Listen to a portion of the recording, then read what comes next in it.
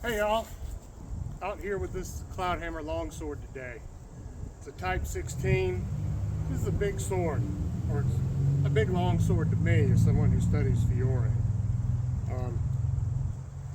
But for the size of the sword, it's extremely light. Extremely light, nimble, very maneuverable sword.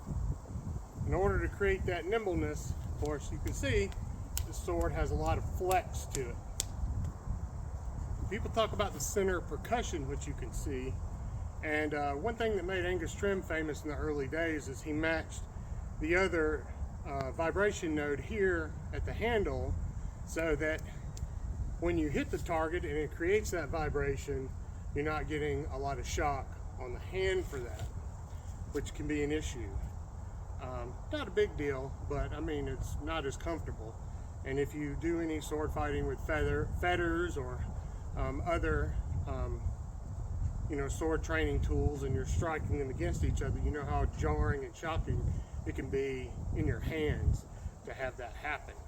So another sword tuber was saying that the problem with European style swords, and specifically the longsword, was that center percussion is the only place you can really get an effective cut, and further out at the tip or further in, it's not really going to cut well at all. That you could slice with it, but that you can't really cut with it.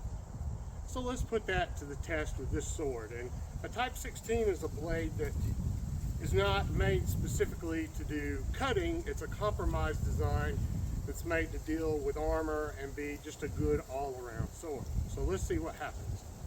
Let's try to do a sword with mostly just the tip area.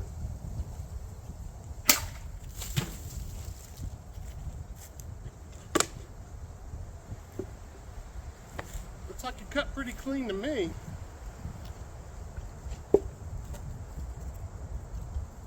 So, let's try using something well below the center of percussion. Much, much closer.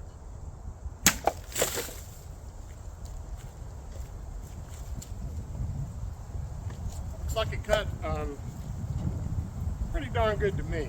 And just again to reiterate things I've said about these targets before, this plastic is very thick and durable, and it's not as easy to cut as something like a milk jug or a water bottle. It's a much thicker, tougher plastic, and I consider this equivalent to cutting a single tatami mat.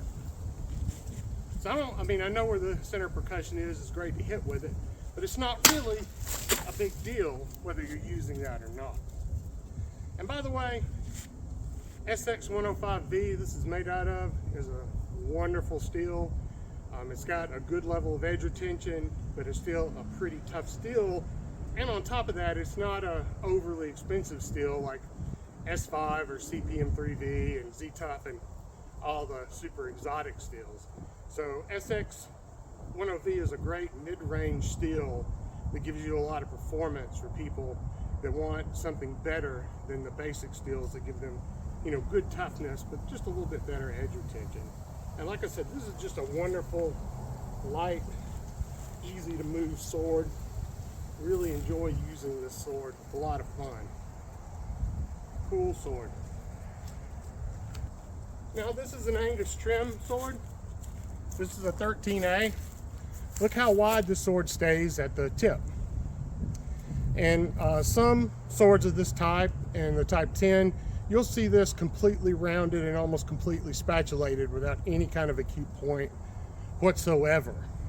Because this kind of sword geometry is specifically made so the sword is still an effective cutter at the tip, despite that not being its COP. So I really completely disagree with the idea that you absolutely have to cut. That's an ideal, but it's really not necessary at all. And by the way, this sword, this Angus Trim 13A, first it's got an arming sword length blade, so it's very light and very usable as an arming sword, not just as a long sword. Very light, nimble, handy sword, but also, as you can see, a very, very powerful cutting sword. So really love my Angus Trim blades. They are really awesome swords. Cool swords. Great sword, cuts well, good all-around sword. 1060 is a wonderful steel, very affordable. Cool sword. Now I will say one thing about all this is that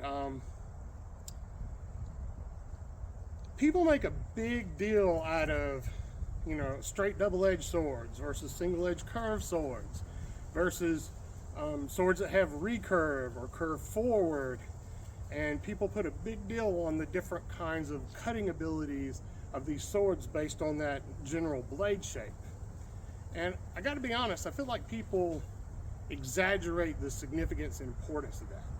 Yeah, it does make a difference, but I mean, it only makes a little bit of a difference. You know, the skill of the swordsman, the specific geometry of that sword, the acuteness of the edge, the sharpness of the sword, and you know, there's so many other factors that go into how well you're going to be able to cut with a sword than, you know, just its basic overall shape, whether it's curved or double-edged, whether it has flex in the blade or not. Those are only small parameters that are going to influence its ability to cut. So I really don't agree with the idea that you can cut with this whole sword, but you can't do that with a European blade, as I just demonstrated, I think.